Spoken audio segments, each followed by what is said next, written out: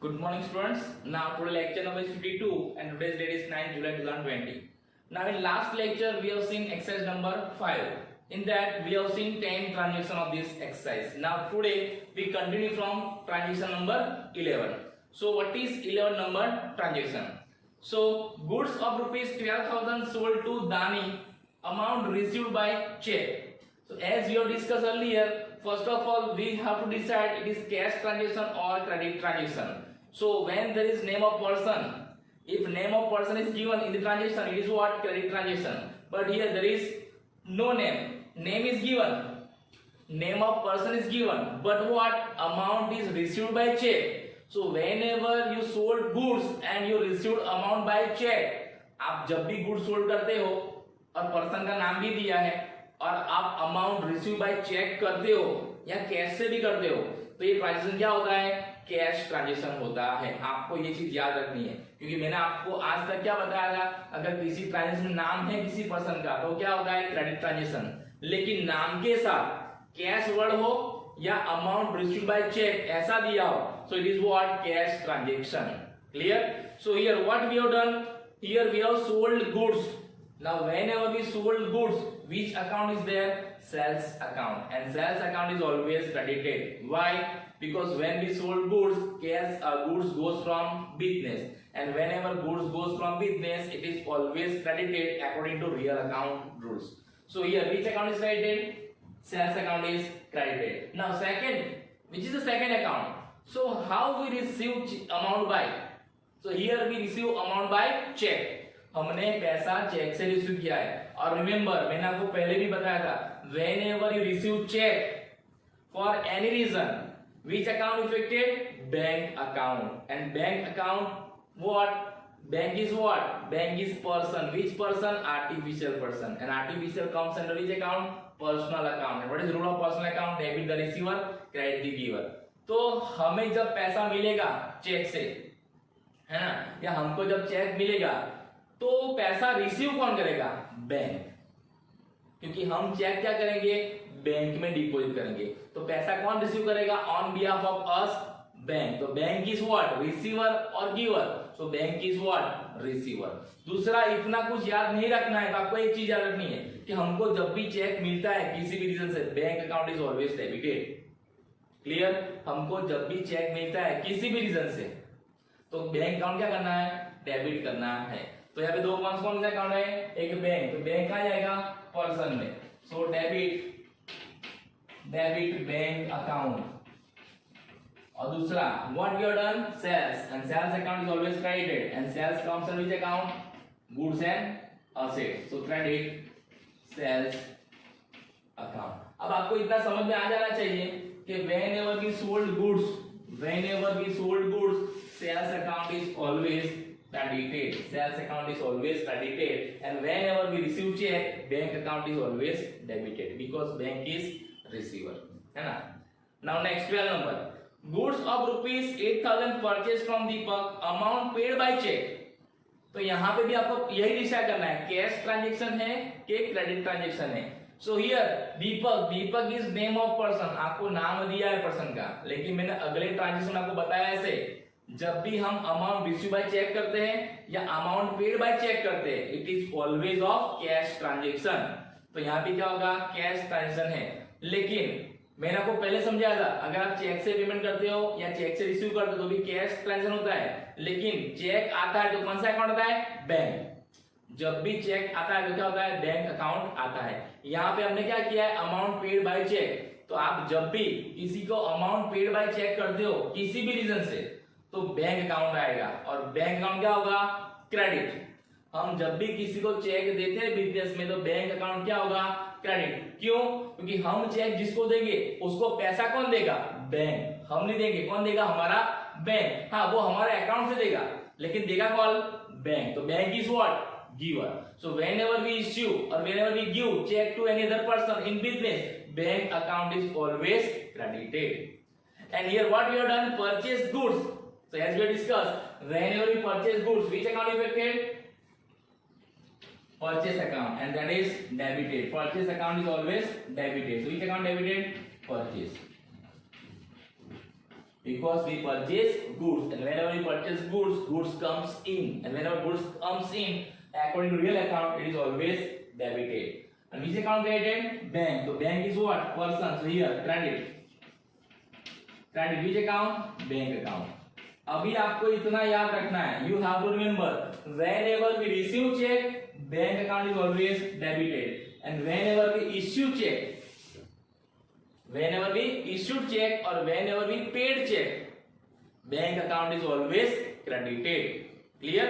Because हम जब check receive करते हैं तो bank is receiver, and whenever we issue cheque bank is giver, और रिसीवर का अकाउंट डेबिट होता है और गिवर का अकाउंट क्या होता है? क्रेडिट होता है, according to personal account rules. Clear? Now next 13 number, withdrawn rupees 2500 from business for personal use.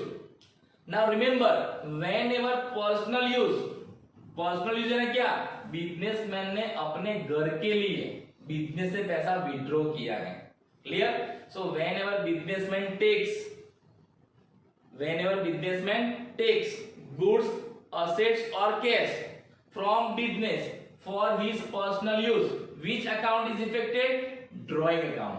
हमने देख लिया था कि बिजनेसमैन जब भी बिजनेस से अपने घर पे कुछ भी ले जाता है बिजनेसमैन से, तो कौन सा अकाउंट आता है? ड्रॉइंग अकाउंट आता है. जब भी कुछ देता है तो कौन सा अकाउंट आता है? कैपिटल अकाउंट आता है. ये capital account and drawing account are both account of owner of the business. ये दोनों अकाउंट किसके?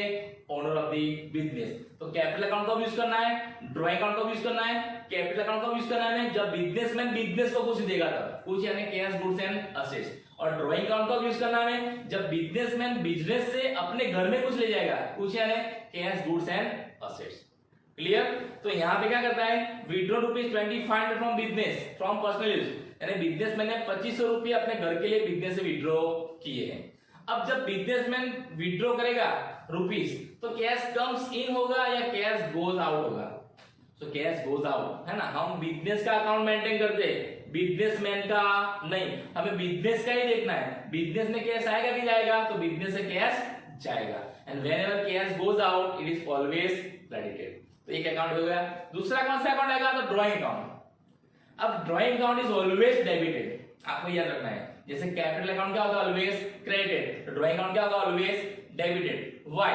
So whenever businessman withdraw cash, goods and assets from business for his personal use, बराबर. तो बिजनेसमैन इज रिसीवर और giver. तो businessman कौन होगा? Receiver. और रिसीवर का अकाउंट ऑलवेज क्या होता है? Account to personal account debit.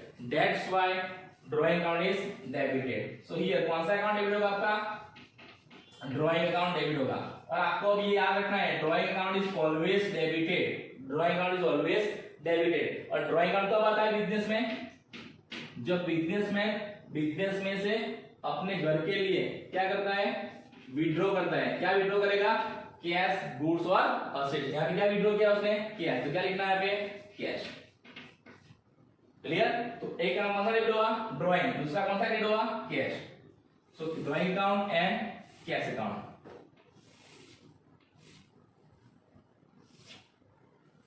Clear? Now 14. अभी आपको इतना याद होना चाहिए कि drawing account is always debited and capital account is always credited. Capital account को पता है जब बिजनेसमैन क्या करता है? बिजनेस को कुछ गिव करता है. और ड्रॉइंग अकाउंट को पता है जब बिजनेसमैन कुछ बिजनेस से क्या करता है? विड्रॉ करता है. Clear? Now 14. withdrawn goods of rupees 1500 from business for personal use. Again here personal use. आपको इतना याद रखना है जब भी पर्सनल यूज वर्ड आता है ना ट्रांजेक्शन में, तो कौन सा अकाउंट आएगा? ड्रॉइंग अकाउंट आएगा. तो यहाँ पे अगेन एक अकाउंट कौन सा आएगा? ड्रॉइंग अकाउंट आएगा. और ड्रॉइंग अकाउंट ऑलवेज क्या होगा? डेबिट. जैसे मैंने आपको बताया वैसे, बराबर. तो दूसरा क्या विड्रॉ किया बिजनेसमैन ने? गुड्स. पहले ट्रांजेक्शन क्या विड्रॉ किया था उसने? कैश. यहाँ पे क्या विड्रॉ किया है? गुड्स. अब जब बिजनेसमैन बिजनेस से गुड्स विड्रॉ करेगा तो बिजनेस से गुड्स जाएगा कि बिजनेस से गुड्स आएगा? तो बिजनेस से गुड्स जाएगा. अब हमको पता है कि जब भी बिजनेस से गुड्स जाता है क्या करना है? क्रेडिट करना है.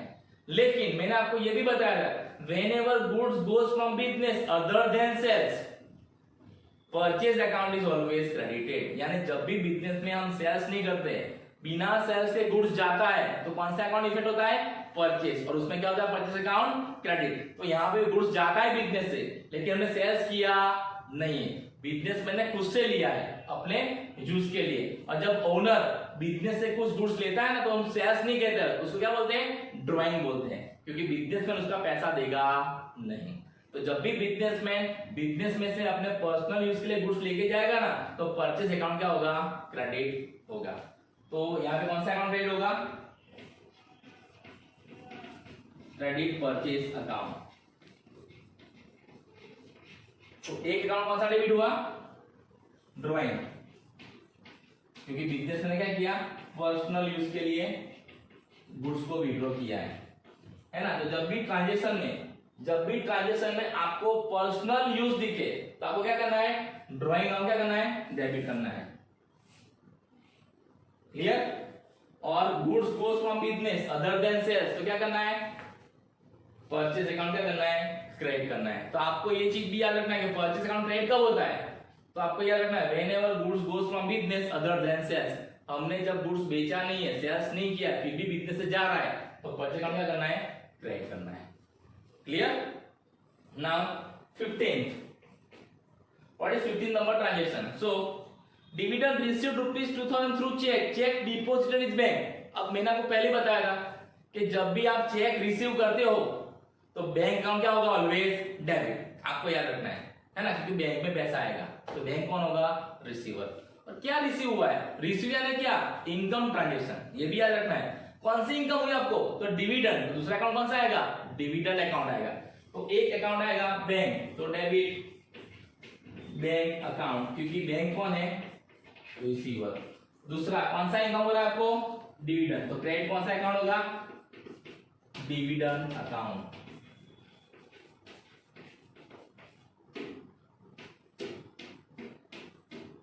क्लियर। तो whenever you received income means income का ट्रांजैक्शन है, तो इनकम का होगा credit according to nominal account rules. कौन सी इनकम, डिविडेंड। और आपको ये चीज भी याद रखनी है, dividend is always income of the business. तो डिविडेंड अकाउंट क्या होगा, ऑलवेज क्रेडिट। और डिविडेंड कैसे मिला हमें, चेक से। अब चेक से मिला है तो चेक क्या करेंगे, बैंक में डिपॉजिट करेंगे, तो पैसा किसको मिलेगा, बैंक को मिलेगा। तो बैंक क्या करेगा, पैसों को रिसीव करेगा। तो bank receiver, whenever bank is receiver, bank account is always debited. So in this way, bank account is debited and dividend account is credited. Okay. Now, transaction number 16. So what is transaction number 16? Bank has credited ₹200 of interest. अब ये नया transaction है, तो यहाँ पे कुछ चीजें आपको याद रखनी है। क्या, तो remember whenever bank credit our account, whenever bank credit our account, bank जब भी हमारा अकाउंट क्रेडिट करती है ना, इसका मतलब ये है, ये हमारी इनकम है, it is our income. Clear. So here what is given, bank has credited ₹200 for interest. तो बैंक ने किसके लिए हमारी इनकम क्रेडिट की, तो इंटरेस्ट। तो ये इनकम का ट्रांजेक्शन है। So whenever bank credit our account, you have to understood it is our income transaction. और कौन सी इनकम है, इंटरेस्ट। तो एक अकाउंट कौन सा आएगा, इंटरेस्ट, है ना, और क्या होगा, क्रेडिट, क्योंकि इंटरेस्ट क्या है, हमारा इनकम है। क्लियर। दूसरा अकाउंट कौन सा आएगा, तो हमें जब बैंक इंटरेस्ट देती है तो बैंक हमारे घर पे आके देती नहीं है, वो हमारे अकाउंट में देती है, जो अकाउंट हमारा बैंक में होता है उसमें। तो वो अल्टीमेटली वो इंटरेस्ट भी रिसीव कौन करता है, बैंक। कौन रिसीव करता है, बैंक, है ना। तो इसमें दूसरा अकाउंट कौन सा आएगा, बैंक। तो दो अकाउंट कौन से आएंगे, एक इंटरेस्ट एंड दूसरा बैंक। अब बैंक इंटरेस्ट देगी तो हमारा क्या है, इनकम। तो इंटरेस्ट अकाउंट क्या होगा, क्रेडिट। तो मैंने आपको पहले भी समझाया था, जब दो अकाउंट होते हैं उसमें से क्रेडिट होता है, दूसरा क्या होगा, डेबिट। तो दूसरा अकाउंट कौन सा है, बैंक। तो बैंक अकाउंट क्या होगा, डेबिट। अब आपको क्वेश्चन आएगा सब कैसे, तो bank is what, receiver. Bank जब इंटरेस्ट देगी हमको, तो इंटरेस्ट कौन रिसीव करता है, बैंक इटसेल्फ, हमें घर पे देने आती नहीं है। तो बैंक कौन हुई, रिसीवर। और रिसीवर का अकाउंट क्या होता है, debit according to personal account, क्योंकि बैंक कौन है, आर्टिफिशियल पर्सन। तो अभी आपको एक चीज याद रखनी है कि whenever bank credit our account, it is our income, and whatever income bank is giving, that is our account, and bank account is always debited, है ना, क्योंकि हमारा क्या होगा, इनकम, और इनकम कौन रिसीव करेगा, बैंक। तो यहाँ पे एक अकाउंट कौन सा आएगा, डेबिट बैंक। दूसरा अकाउंट कौन सा आएगा, क्रेडिट। क्या हो रहा है, क्रेडिट टू इंटरेस्ट। आपको बैंक जिस तरह की इनकम देता है वो अकाउंट देना है। तो हमें बैंक क्या देता है? इंटरेस्ट। बैंक ने हमारा अकाउंट क्यों क्रेडिट किया है? Because of interest. तो कौन सा अकाउंट आएगा? Interest account. क्लियर? तो ये चीज याद रखनी है आपको, ये आपके लिए नया ट्रांजेक्शन है। दूसरा 17, bank has debited ₹100 for bank charges. ना दूसरी चीज, when ever bank debit our account, जब भी बैंक हमारा अकाउंट डेबिट करती है, सो इट इज एक्सपेंस ट्रांजेक्शन। आपको समझ जाना है कि हमारा एक्सपेंस का ट्रांजेक्शन है। कौन सा एक्सपेंस? तो बैंक चार्जेस। और आपको मैं नहीं समझा तो भी आपको समझ में आ जाएगा, चार्जेस ऑलवेज क्या होता है? एक्सपेंस। तो बैंक हमसे कुछ चार्जेस लेती है। अब आपको समझ में नहीं आएगा सर कैसे चार्ज लेती है बैंक हमसे? तो हम बिजनेसमैन हैं, हम अपना बैंक में बिजनेस का अकाउंट ओपन करते हैं, यानी करंट अकाउंट, है ना। So when we open current account, bank will take certain charges from us. जैसे कि हम चेक बुक इश्यू करते हैं उसके चार्ज लेती है, हम जो बैंक से स्टेटमेंट लेते हैं उसका चार्ज लेती है, जब बैंक हमारे को गारंटी देती है ना, तो उसके भी चार्ज हमें देने पड़ते हैं। फिर बैंक हमारे बिहाफ पे जो काम करती है, हमारी इंस्ट्रक्शन पे जो पेमेंट करती है, हमारे जो काम मैनेज करती है, उसके लिए भी चार्जेस देने पड़ते हैं। क्लियर? तो ये सबके लिए हमको बैंक को चार्ज देना पड़ता है। तो इस क्या है? हमारे सब एक्सपेंसेस है, और हमको पता है expense accounts are always debited according to nominal account rules. तो कौन सा अकाउंट डेबिट होगा? लेकिन कौन सा अकाउंट लिखे? तो क्या लिया है बैंक ने? क्यों हमारा अकाउंट डेबिट किया है? Because of bank charges. तो कौन सा अकाउंट आएगा यहाँ पे? Bank charges account. कौन सा अकाउंट आएगा? Bank charges account. और आपको ये चीज याद रखनी है, bank charges is always expense of business and is always debited. Clear? अब बैंक चार्जेस लेने हमारे घर पे नहीं आएगी। कभी आती है आपके घर? कभी आई है? बैंक चार्जेस लेने हमारे घर पे आती नहीं है, वो हमारे अकाउंट से ऑटोमेटिक डेबिट कर लेती है ना। तो बैंक जब हमारे अकाउंट से ऑटोमेटिक डेबिट करेगी तो पैसा देता कौन है? बैंक। खुद बैंक ही हमारे चार्जेस अपने आप को देती है। तो गिवर कौन हुआ? बैंक। तो कौन सा अकाउंट क्रेडिट होगा?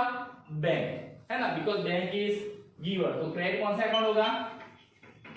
बैंक। तो आपको यहाँ पे एक चीज समझनी है कि when ever bank credit our account, तो इनकम हमारी इनकम अकाउंट क्रेडिट होगा और बैंक अकाउंट क्या होगा? डेबिट होगा। When ever bank debit our account, क्या होगा? एक्सपेंस ट्रांजेक्शन है, चार्जेस अकाउंट डेबिट होगा, यानी एक्सपेंस अकाउंट डेबिट होगा, और बैंक अकाउंट क्या होगा? क्रेडिट होगा। क्योंकि बैंक चार्जेस लेने हमारे घर पे नहीं आती है, ना कि बैंक इंटरेस्ट देने हमारे घर पे आती है, वो हमारे अकाउंट से खुद से मैनेज कर लेती है हमारे इंस्ट्रक्शन से। क्लियर? तो इस तरह से आपको ये बैंक के ट्रांजेक्शन याद रखने हैं कि when bank account debited and when bank account credited. अगर बैंक हमारा अकाउंट क्रेडिट करती है तो बैंक अकाउंट डेबिट होगा, और व्हेन बैंक हमारा अकाउंट डेबिट करेगी तो बैंक अकाउंट क्या करना है? क्रेडिट करना है। दूसरा सिंपल मैं आपको बताता हूं। दूसरा सिंपल में, बैंक जो हमारा अकाउंट करती है ना, उसका रिवर्स हमें बैंक का अकाउंट करना है। अगर बैंक हमारा अकाउंट क्रेडिट करती है ना, तो हमें बैंक का अकाउंट डेबिट करना है, और बैंक जब हमारा अकाउंट डेबिट करती है ना, तो हमें बैंक का अकाउंट क्या करना है? क्रेडिट करना है। देखिए ट्रांजेक्शन नंबर 16 में क्या दिया है? Bank has credited. तो हमने 16 में बैंक को क्या किया? डेबिट। और 17 में क्या है? Bank has debited. तो हमने बैंक का अकाउंट क्या किया? क्रेडिट किया। क्लियर? तो आपको इस तरह से याद रखना है। क्लियर? Now 18, wages paid ₹300। अब पेड तो मैंने बहुत बार आपको समझा दिया है, जब भी पेड वर्ड आता है ट्रांजेक्शन में तो क्या होता है? Expense transaction. कौन सा एक्सपेंस? वेजेस। अब आपको ये भी पता होना चाहिए, wages is expense of business. Whenever you see wages, it is always what? Debited. तो कौन सा अकाउंट डेबिट होगा यहाँ पे? वेजेस। और मैंने आपको ये भी बताया था, income and expense transaction are always in cash. तो हमने वेजेस कैसे पे किया? कैश में। तो कैश बिजनेस में आएगा कि जाएगा? Cash goes out from business, और जब भी cash goes out from business it is always credited. तो दूसरा अकाउंट क्रेडिट कौन सा होगा? Cash. So cash account is credited. तो हम जब भी बिजनेस में एक्सपेंस पे करते हैं तो क्या होगा? Expense accounts are always debited and cash accounts is always credited because cash goes out from business. Next, paid loan interest of 350. Again paid, it is also expense. कौन सा expense? Loan interest. Interest है लेकिन कौन सा? Loan. तो क्या आएगा? Debit कौन होगा? Debit, loan, interest account. मैंने शॉर्ट में लिखा है INT, INT means what, interest. तो लॉन्ग इंटरेस्ट अकाउंट क्या होगा, डेबिट। और हमने कैसे पे किया है, कैश। तो कैश अकाउंट क्या होगा, अगेन क्रेडिट। जब भी कुछ भी इंफॉर्मेशन हमारे पास ना हो, हमारे पास कोई भी इंफॉर्मेशन ना हो, तो हमें क्या करना है, कैश अकाउंट क्रेडिट करना है। आपको समझ जाना है आपने एक्सपेंस कैसे पे किया है, कैश में ही पे किया है। क्लियर? तो ये हो गया आपका 19 नंबर का transaction. Now last transaction that is 20 number. Machine purchase of ₹12,000। अब हमने परचेज किया है, तो आपके दिमाग में क्या आएगा, परचेज अकाउंट। लेकिन मैंने आपको बोला था जब भी हम असेट्स परचेज करते हैं ना, कौन सा अकाउंट आएगा, असेट्स अकाउंट। सो मशीन क्या है हमारी, असेट्स, तो कौन सा अकाउंट आएगा, मशीन अकाउंट आएगा।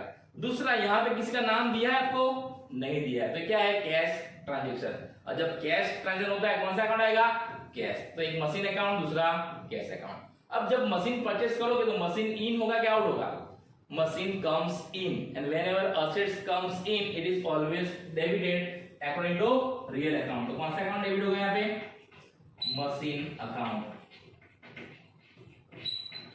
कैसे मशीन परचेज किया है, कैश में। अब जब कैश में परचेज करेंगे तो कैश क्या होगा, गोज आउट, तो क्या होगा, क्रेडिट।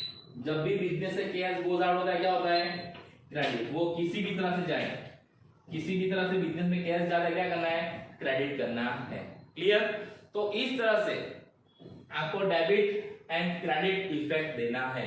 तो आज हमने एक्सरसाइज नंबर 5 भी देख ली, उसमें कितने ट्रांजेक्शन है, टोटल 20 ट्रांजेक्शन है, वो सारे के सारे हमने आज देख लिए। अभी आपको ये 4 नंबर और 5 नंबर दोनों एक्सरसाइज ही घर पे प्रैक्टिस करनी है, खुद से ट्राई कीजिए, है ना, खुद से एग्जांपल लिखिए। समझ में ना आए तो मैंने आपको सॉल्यूशन ऑलरेडी दे दिया है, अब उसमें देख सकते हैं। फिर भी समझ में ना आए तो आप मुझे कॉल और मैसेज करके भी पूछ सकते हैं। और आपको मैं इसी तरह के कुछ ट्रांजेक्शन घर पे प्रैक्टिस करने के लिए असाइनमेंट में दूंगा, आपको मुझे करके सबमिट करना है ना। उसमें मैं आपको इसी तरह के ट्रांजेक्शन दूंगा, लेकिन मैं क्या करूंगा, नाम चेंज करूंगा, अमाउंट चेंज करूंगा, अकाउंट चेंज करूंगा, बाकी इफेक्ट क्या होगी, एज इट इज। मान लो यहाँ पे हमने क्या परचेस किया है, मशीन, तो मैं यहाँ पे क्या दूंगा, purchase furniture, purchase building, purchase vehicles. तो जो असेट्स परचेस करते हो उसका अकाउंट क्या करना है, आपको डेबिट करना है, और कैश अकाउंट क्या करना है, क्रेडिट करना है। क्लियर? तो आज हमने एक्सरसाइज नंबर 5 देख ली, और यहाँ पे हमारा चैप्टर नंबर 2 क्या होता है, ओवर होता है। तो आज हमने अपना चैप्टर नंबर 2 भी क्या कर दिया, कंप्लीट कर दिया है। अब हम नेक्स्ट लेक्चर से क्या करेंगे, हम स्टार्ट करेंगे चैप्टर नंबर 3। लेकिन मैं आपको इसी एक्सरसाइज के इसी तरह के ट्रांजेक्शन आपको मैं असाइनमेंट दूंगा, जो आपको मुझे सॉल्व करके सबमिट करना है। ओके, तो thank you, have a nice day.